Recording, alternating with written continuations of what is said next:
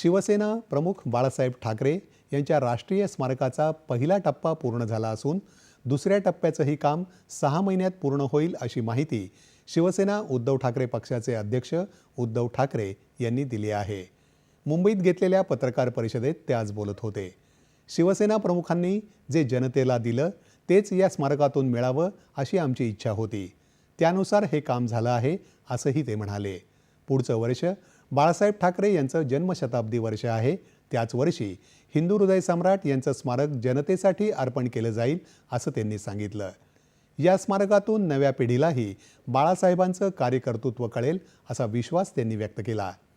महापौर बंगला आमच्यासाठी केवळ वास्तू नाही तर आमचा त्याच्याशी भावनिक संबंध आहे, त्यामुळे या वास्तूला धक्का न लावता हे काम आम्ही पूर्ण केलं असं सांगत हे काम करणाऱ्या वास्तुविशारद आभा लांबा यांचे त्यांनी आभार मानले।